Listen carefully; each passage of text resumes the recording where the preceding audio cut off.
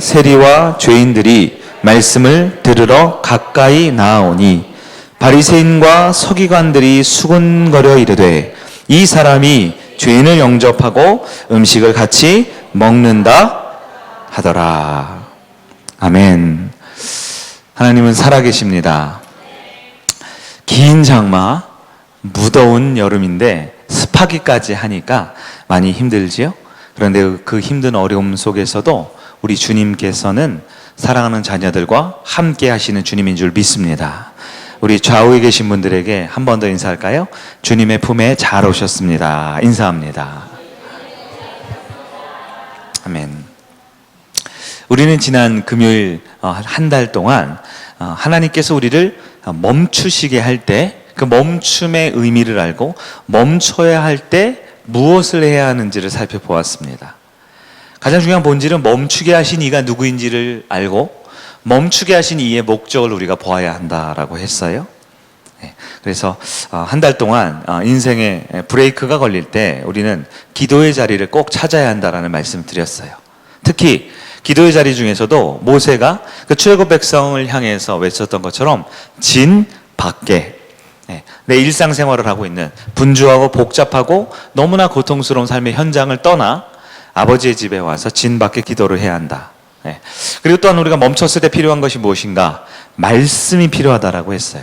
성경 말씀의 의미는 성경에 있는 인물들 여러 다윗이든 모세든 노아이든 그들이 가지고 있는 문제를 해결하시는 하나님의 이야기입니다. 이 성경이 오늘 우리에게 주신 목적 또한 똑같습니다. 내 삶에 가지고 있는 문제를 하나님의 방법으로 해결하는 거예요. 많은 분들이 내 삶의 문제를 내 힘으로 해결하며 살지요. 하나님의 방법으로 해결하는 것, 그것이 말씀을 우리에게 멈출 때 주신 이유라고 그랬어요. 지난주에는 예배에 대해 살펴봤습니다. 우리가 무엇보다 멈췄을 때 가장 중요하게 생각하고 본질적으로 붙들어야 될 것이 예배다 말씀을 드렸어요. 지금 휴가철이고 또 여러 가지 바쁘고 모임이 많을 때이죠. 우리 성육교회는 8월을 믿음의 달로 선포했죠. 그 이유는 8월이 가장 유혹이 많아요. 8월이 가장 우리를 미혹하고 죄짓게 만드는 때입니다. 그래서 범죄율도 보면 연간 범죄율이 8월 달에 가장 높다 그랬죠.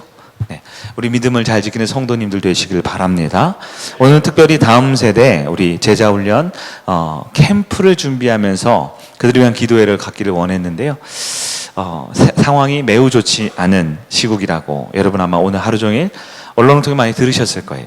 제가 예배 직전에 혹시나 하는 마음에 한 번 더 확인해 봤더니 속보로 서울시는 이제 내일부터 이 교회 집합 제한 명령을 내렸다 그러더라고요.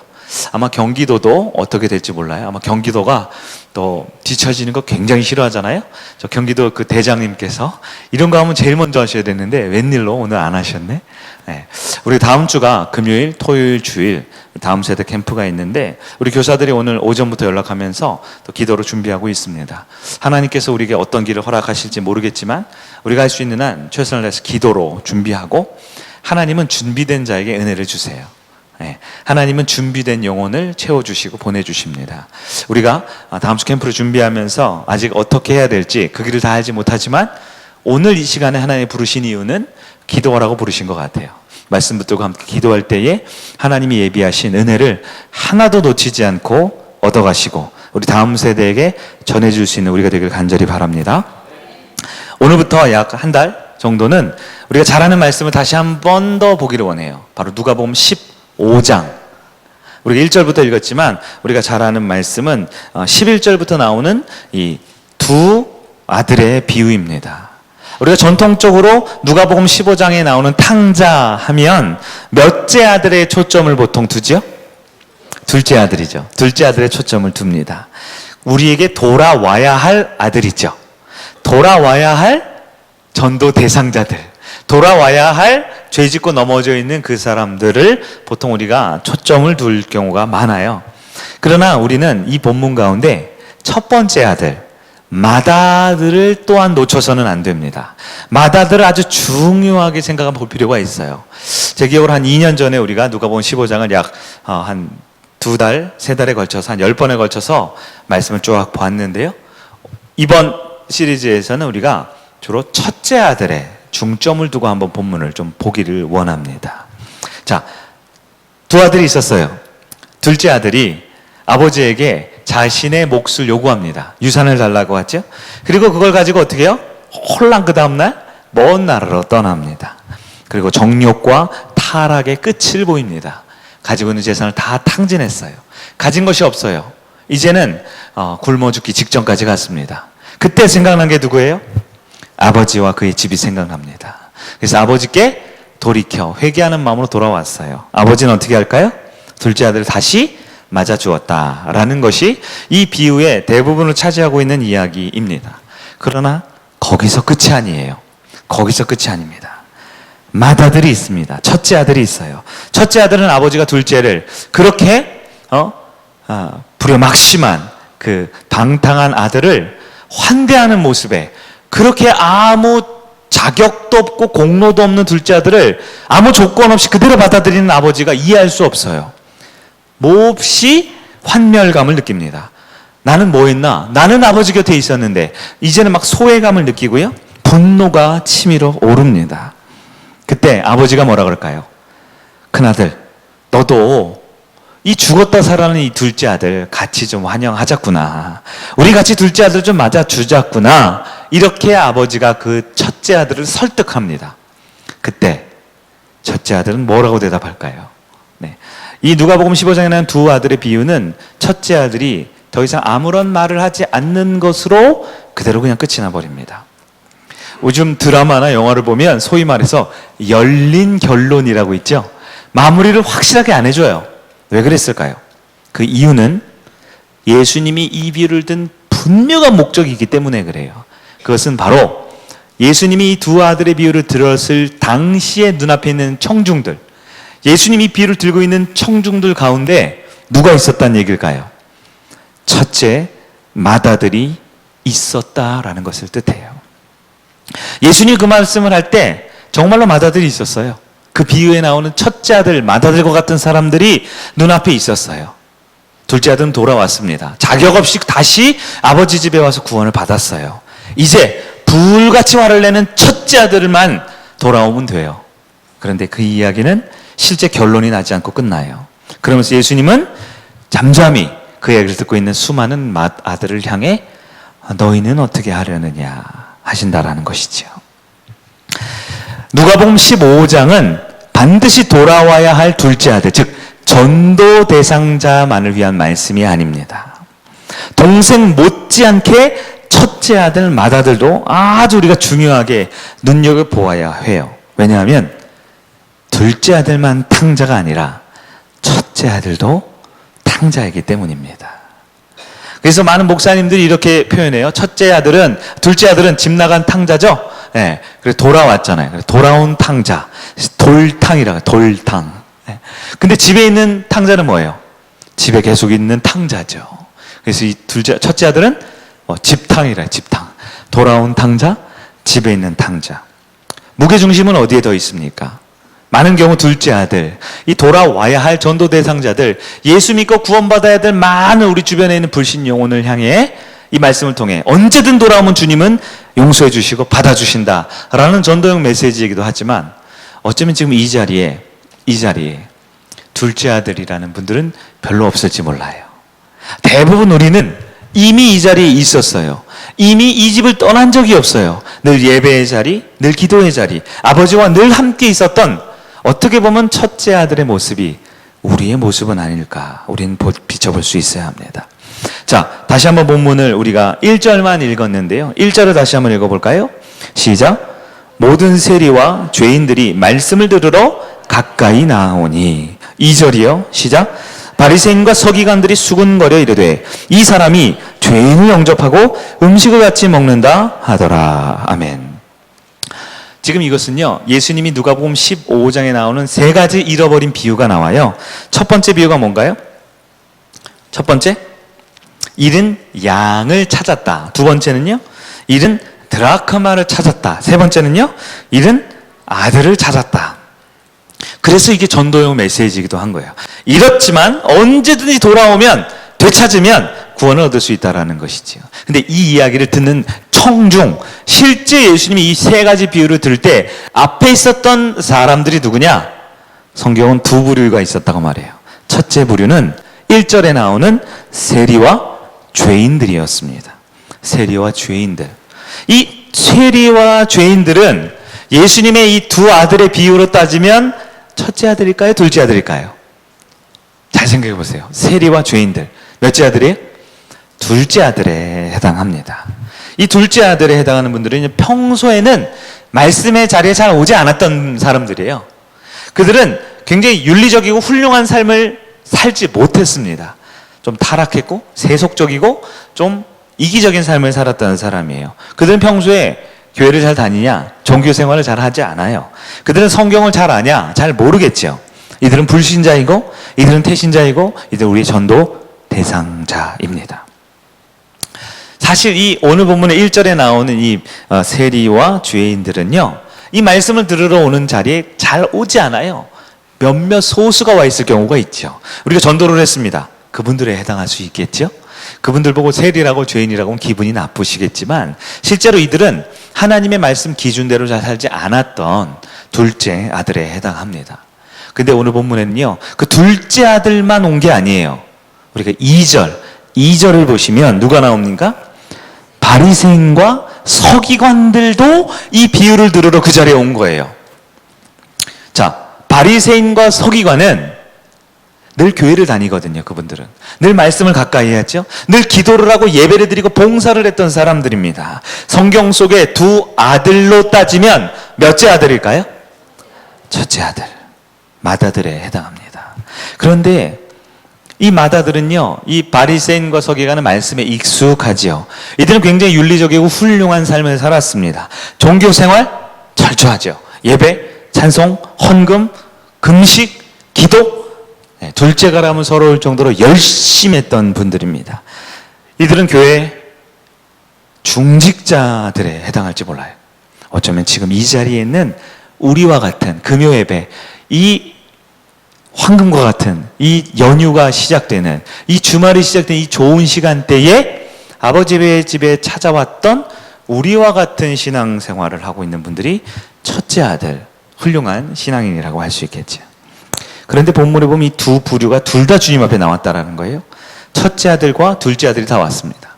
자, 우리가 보통 누가복음 15장을 들을 때 이 말씀을 왜 좋지만 은혜를 못 받냐? 이 말씀을 나를 향한 말씀이라고 잘 듣지 않아서 그래요. 이 말씀은 맨날 교회 안 나오고 세상으로 놀러 다니는 믿지 않는 우리 가족들을 향한 말씀이라고 우리는 이해해요.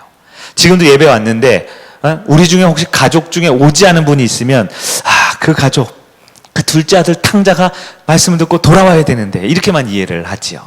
그러나 사실 이 말씀은요, 몇몇 세리와 죄인들을 위한 말씀이기도 하지만 동시에 그 자리에 있는 예수를 방해하고 이 모임을 시기하고 어떻게 하면 예수를 끌어내릴까 고민했던 첫째 맏아들에 대한 말씀이기도 하다라는 거예요. 누가복음 15장은 명백하게 둘째 아들뿐만 아니라 첫째 아들도 거론하고 있습니다. 사랑하는 여러분, 혹시 우리가 첫째 아들은 아닐까요? 그 맏아들은 아닐까요? 이미 교회 안에 다니고 있지만 자칭 성도라고 생각하지만 실제 삶에서 누가 나에게 그리스도인이라고, 누가 나를 예수제이라고, 누가 나를 교회 다닌 사람이라고 잘 인정받기 어려운 삶을 살고 있지 않습니까? 맏아들은 불신자가 아니라 기존 신자라고 했어요. 기존 신자는 하나님을 알아야지요. 성경을 알지요. 그러나 실제 내 삶에 내가 하나님을 아는 대로 그렇게 살고 있는가 한번 돌아볼 때 내가 과연 맏아들은 아닌가 봐야 돼요. 스스로 의롭다고, 스스로 정직하다고, 스스로 신앙생활을 잘 한다고 생각하면서 나 정도 믿음이면, 나 정도 신앙이면 구원 받겠지 라고 생각하지만 오늘 본문에 나타나는 이 맏아들에 해당하는 바리새인과 서기관 중에 구원받은 사람은 별로 없다라는 것 또한 우리는 생각해야 합니다. 우리가 다음 주에 수련회를 계획하고 있어요. 네, 예수 제자 여름 캠프입니다. 많은 분들이 물어보더라고요. 왜 이번 수련회는 컨셉을 그렇게 잡았어요? 일반 수련회랑 달리 이번에는 15명, 우리 성일교회에 있는 우리 다음 세대 제자훈련 받는 15명에게 집중하는 캠프인데요. 아니, 목사님, 아니, 선생님, 아니, 캠프라면 좀 애들을 많이 전도해야지 왜 이렇게 전도를 조금밖에 안 합니까? 아니, 캠프라면 애들 막 30명, 40명, 50명 막 불러서 북치고 포스터 붙이고 광고해서 많이 해야지 왜 15명만 붙들고 이렇게 하려고 합니까? 근데 여러분, 우리는 이 말씀 비추어 우리에게는 물론 돌아와야 할 둘째 아들과 같은 많은 이 시대 다음 세대도 있지만 이미 이 안에 있는데, 이미 우리와 함께 예배드리고 있는데, 이미 매 주일마다 안녕 아무개야라고 인사하고 있지만 그의 영혼에 맏아들의 영성으로 가득 차 있을지 모를 우리 있는 15명의 다음 세대 아이들, 그 아이들을 결코 이대로 두어서는 안 된다라는 사명으로 이 캠프가 시작되었다라는 걸 여러분 다 같이 마음을 모아주셨으면 좋겠어요. 하나님 떠나 세상을 방황하고 있는 많은 아이들이 있죠. 아무개도 옛날에 교회 다녔어요. 그 아이 와야 되는데요. 아무개 전에는 예수 잘 믿었어요. 선생님 말씀 잘 들었어요. 그 아이도 꼭 와야 되는데. 물론 둘째 아들도 돌아와야 합니다. 그러나 둘째 아들이 돌아오려 해도요, 집안에 큰아들이, 맏아들이 똑 버티고 있어서 너 오지 마. 너 필요 없어. 여긴 내가 왕이야. 여긴 나만 있으면 돼. 내가 아버지의 유일한 아들이야 라고 생각하고 있는, 그러나 정작 자신이 누구인지 무엇을 하는지 모르는 맏아들이 있다라면 그 맏아들을 먼저 바꿀 필요가 있다라는 거예요. 둘째 아들을 데려오지 말자는 게 아닙니다. 그럼 우리에게는 먼저 하나님을 꼭 만나야 할 맏아들, 우리 다음 세대 제자 훈련 받는 그 영혼을 깊이 기도할 수 있는 이 밤 되길 바랍니다. 어쩌면 지금 이 자리에서 예배를 드리지만 누가복음 15장에 나오는 두 아들, 이 두 아들의 여러 모습들이 우리 가운데 섞여 있을지 몰라요. 어떤 분들은 나는 이제 부족하고 연약하고 죄 많지만 이제 예수 믿고 구원받아서 하나님의 자녀로 살아야지, 돌아왔던 두 아들, 둘째 아들의 모습으로 신앙생활을 하고 있을지 몰라요. 어떤 분들은요, 겉모습 보기 모든 부분이 결함이 없고 완벽해 보이지만 그의 속은 아버지를 사랑하지 않고 맏아들처럼 살아가고 있는 첫째 아들의 영성을 갖고 있을지 몰라요. 말씀을 통해 우리는 비추어 볼 수 있어야 합니다. 자, 여러분, 예수님은 누구에게 필요합니까? 첫째 아들에게 필요합니까? 둘째 아들에게 필요합니까? 복음은 불신 영혼에만 필요합니까? 매주 이 자리에 있지만 혹시 영적으로 맏아들과 같이 바리새인과 서기관의 모습을 나도 모르게 갖고 있을지 모를 우리 성도들에게 필요합니까? 물론 첫째로는 신앙을 등지고 있는 둘째 아들 돌아와야죠. 그들에게도 예수가 필요합니다. 불신 우리 가족들, 그들에게도 예수의 복음이 필요합니다. 그러나 또한 신앙생활을 잘하고 있는 줄 알고 있지만 여전히 우리 가운데 예수가 필요하고 우리 가운데도 예수의 복음이 필요함을 이 시간 인정할 수 있는 우리가 되길 바랍니다. 맏아들은요, 겉으로는 멀쩡해 보이는 성도예요. 하지만 그의 심령에는 예수의 제자가 되지 못했습니다. 맏아들은요, 열심히 종교생활, 봉사생활을 하고 있지만 그들의 속에는 예수가 누구인지 모릅니다. 바리새인 붙들어 놓고 보세요. 성경 아냐고요. 성경 달달달 외운다 그랬잖아요. 서기관들 붙들어 놓고 기도시켜 보세요. 우리 중 그 누구보다도 유창하고 오래 뜨겁게 기도할 수 있다니까요. 지나가는 바리새인에게 물어보세요. 당신 어떻게 신앙생활 하냐고요. 그럼 말 걸지 말라 그래요. 지금 기도 시간이니까 손 들고 방언하며 기도하고 있어요. 그러나 그 누구도 눈앞에 있는 예수가 하나님인 걸 모르는 거예요. 여러분, 아무리 성경을 알고 아무리 종교인이고 아무리 기독교인이라고 하지만 예수를 못 알아보는데 그 영혼이 구원받을 수 있습니까? 오늘 본문에 나온 이름은 없지만 그 많은 바리새인과 서기관이요, 얼마 지나지 않아서 예수를 십자가에 못 박습니다. 얼마 지나지 않아서 예수를 향해 침을 뱉고 그를 저주하며 죽으라고 내몰았던 사람들입니다. 어쩌면 신앙생활은 오래 했지만 내 실제 삶에서 너무나 세상과 다를 바 없는 똑같은 내 모습이 있지 않습니까? 어쩌면 우리 성일교회를 오래 다니고 예배를 드리셨지만 여전히 삶 가운데 죄가 가득 찬 죄인의 모습이 우리 가운데 있지 않습니까? 어쩌면 나는 기독교인이야, 이 정도면 신앙생활 꽤 했어 라고 자신의 신앙의 모습을 자부할지 모르지만 내 생각과 자기 의로 가득한 나의 모습은 있지 않습니까? 여러분, 분명하게 여러분 우리는 알아요. 기독교는 종교가 아닙니다. 기독교는 종교였던 적이 단 한 번도 없어요. 성경 어디에도 기독교를 종교라고 말하지 않아요. 예수님 당시 제자들 당시 번듯한 건물 하나 없습니다. 강대상도 마이크도 여러분 편안한 의자 없어요. 선풍기 에어컨 뭐 그 당시는 과거이긴 하지만 그 어떠한 이 종교 시설적인 요소는 없어요. 그들은 예수밖에 몰랐습니다. 그들은 일자무식, 성경책도 없어요. 단언코 초대교회 단 한 권의 성경책도 없어요. 성경이 쓰여지지도 않았으니까, 신약은. 성경책은 중세시대만 해도 오늘날 시가로 1억, 2억 정도 하잖아요. 이 인쇄술이 발견되고 성경책이 나오기 전까지 일반 백성들이 어떻게 성경을 들고 다닙니까? 어떻게 성경을 묵상하고 큐티를 합니까? 그들은 성경을 몰라요. 그들은 예수만 알 뿐입니다. 그들은 어떻게 하라고 제자훈련 교재 같은 거 없어요. 그들은 금요 예배라고요, 의자 앉혀놓고 찬양단, 좋은 음악, 기도할 때 분위기 좋게 하려고 불 끄고 없어요. 그런 게 어디 있습니까? 그런 게 어디 있어요? 예수의 옛자라도 꺼내면 당장 붙들려가지고 사자밥이 되는데요. 당장 화형대에 올라가서 불타 죽는데요. 그들이 붙들은 건 예수밖에 없었어요. 그러나 바리새인과 서기관은 어떻습니까? 오늘날 많은 교회가 성도를 종교인으로 만듭니다. 기독교인은 이렇게 해야 돼. 이게 기준이야. 이게 자격이야. 이러이러해야 돼. 그러나 복음은 절대 종교 생활이 아닙니다. 종교 의식을 행하는 것이 아닙니다. 어떤 정해진 규칙과 방법대로 준수하는 것이 복음이 아닙니다. 예수님은 마다들과 같은 오늘날 이 시대의 성도들에게 명백하게 선언하십니다. 집 나간 그 죄 많은 자녀만이 탕자가 아니라 이 안에도, 오늘 지금 이 시간에도 수많은 집탕이 집에 있는 마다들과 같은 완악하고 자기로 가득 찬 탕자가 자기만 천국 못 가는 게 아니라 수많이 돌아온 둘째 아들 문 앞에 서서 못 들어오게 막고 있다라는 거예요. 예수님이 바리새인과 서기관을 향해 뭐라고 말합니까? 너희가 천국에 못 갈 뿐만 아니라 천국 문 앞에 서서 수많은 천국 사모하는 백성을 들어오지 못하게 하는도다.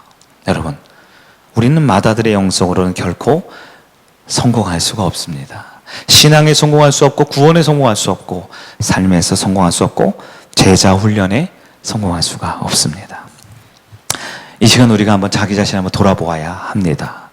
목사님이 이 자리에 열심히 예수 믿는 일부 중직 성도님들과 매주 빠지지 않고 예배드리는 여러분들을 힐난하거나 비난하기 위해서 말씀을 들고 나온 것이 아니에요.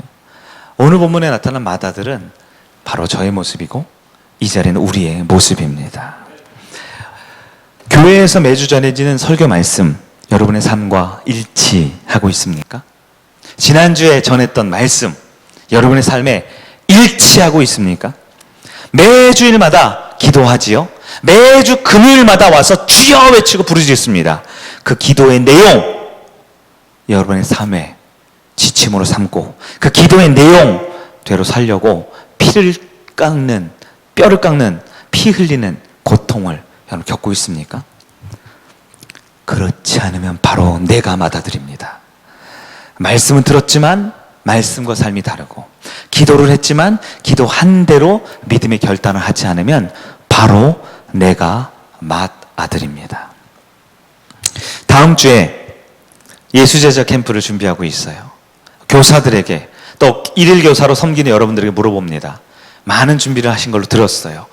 파악도 하고 신방도 하고 연락도 하고 기도하고 있습니까? 여러분이 먼저 제자가 되었습니까? 단 1시간이라도 주중에 우리 아이들의 영혼을 두고 간절히 그 영혼들을 붙들고 기도하고 있었습니까? 어떻게 살리겠다는 거예요? 어떻게 제자 훈련을 하겠다는 거예요? 내가 말씀대로 제자로 살지 못하면, 내가 맏아들이면 그 수많은 우리 아들, 우리 둘째, 셋째, 넷째 결코 하나님을 만나게 해줄 수 없습니다. 여러분, 정말 예수님의 제자로 아이들에게, 그 15명 그리고 전도될 많은 아이들에게 예수님의 제자로 내가 먼저 영향을 줄 자신이 있습니까? 그들을 제자의 삶으로 인도할 진짜 믿음을, 진짜 복음을 우리가 뜨겁게 붙들고 있습니까? 만약 내가 이 맏아들처럼 복음을 모르면, 내가 맏아들처럼 하나님을 인정하지 않으면, 내가 맏아들처럼 겉모습은 이 자리를 늘 지켰지만 복음의 능력이라고는 보여줄 수 없었다면 못 살려요. 15명이 아니라 50명, 100명을 전도하고 이 자리를 채우고 우리 이 본당에는 모든 자를 다 채워도 우리가 맏아들의 영성을 가지고 있으면 한 명도 못 살립니다. 한 명도 못 살려요. 이 밤에 우리가 먼저 돌이켜야 합니다. 이 밤에 먼저 아버지의 집에 있었던 우리가, 아버지와 같이 살았던 우리가 회개할 것은 회개해야 합니다. 내가 먼저 둘째 아들 올 때 아버지와 함께 그 옆에 서서 둘째야 어서 오너라, 아버지의 집에 가자 라고 할 수 있는 맏아들이 되어주셔야 돼요. 이건 우리 가운데 이미 오랫동안, 한국교회에 오랫동안 검증된 얘기예요. 여러분의 자녀 다 어디 갔습니까? 여러분의 아들, 딸들 다 어디 갔어요? 한국교회 수많은 중직 성도들의 아들, 딸들 다 어디 갔습니까? 우리가 맏아들이면 한 명도 못 살려요. 그토록 자랑스럽게, 목사님, 우리 교회가 옛날에는 애들이 그렇게 많았어요. 어른보다 더 많았어요. 귀에 못이 박히도록 하시고 들었던 그 아이들 어디 갔습니까? 어디 갔어요? 우리가 맏아들이면 못 살려요. 둘째 아들, 집에 오기도 전에, 아버지가 안아주기도 전에 맏아들이 다 쫓아내고 있는 거예요. 내가 회개하고 내가 돌이켜야 합니다. 오늘 말씀 가운데 우리의 영성을 한번 돌아봐야 돼요. 우리 다음 세대를 위해서 기도해야 되지만 먼저 나를 위해 기도해야 됩니다. 우리가 목자들을 통해, 리더십 수련을 통해 매주 얘기하고 있어요. 내가 준비되지 않으면 한 명도 못 살립니다. 북치고 장구치고 과자 풀면 애들, 이 상대원에 있는 애들 한 30명 40명 모을 수 있죠. 그렇게 불러올 수 있어요. 우리가 재능이 없습니까? 열정이 없습니까? 그런데 그거 아닌 거 아시잖아요. 30년 동안 해보셨잖아요. 2017년에 해봤고 2018년에 해봤고 2019년에 해보셨잖아요. 그렇게 애들 불러와 놓고 과연 우리가 진짜 이 맏아들의 이 죄악된 영성을 해치지 않으면 아무도 못 살린다라는 거 아시잖아요. 이것은 우리 성일교회만의 문제가 아니라 한국교회, 아니 이 땅에 있는 모든 교회, 아니 바로 내 이야기임을 우리는 깨달을 수 있어야 합니다. 말씀을 정리해 보도록 하겠습니다. 내가 맏아들입니다. 옆 사람이 완고하고 이기적인 암흑의 성도가 아니라 바로 내가 맏아들입니다. 내가 이 시간 복음으로 변화돼야 돼요. 목사님, 저는 교회 열심히 다녔고 기도 많이 했는데요. 아니요. 나도 모르게 맏아들이 돼 있어요. 목사님, 저는 중직 성도인데요. 아니요. 나도 모르게 완고하고 고집스럽고 내 의와 내 생각으로 교회를 판단하고 생각합니다. 희생하지 않아요. 헌신하지 않아요. 이미 내가 가지고 있는 거 둘째 아들 와서 빼앗아 갈까봐, 내 남은 유산 조금이라도 손해볼까봐, 좋을 때는 하하하 웃지만 조금이라도 손해본다라면 움직이지 않는 우리의 맏아들의 죄악된 영성을 내려놔야 합니다. 이 시간 우리가 하나님 앞에 먼저 내 생명을, 내 구원을, 내 믿음을 점검합시다. 그리고 주님, 우리 교회는 이제 맏아들이 없어야 돼요. 우리 교회는 다 둘째 아들을 언제든지 맞아들일 수 있는 그 아버지 품에 안기는 맏아들의 모든 지위를 내려놓고 똑같은 둘째 아들로 주님 앞에 돌아오겠습니다. 주님 품에 안기겠습니다. 주님으로 이겨내겠습니다. 결단하는 저와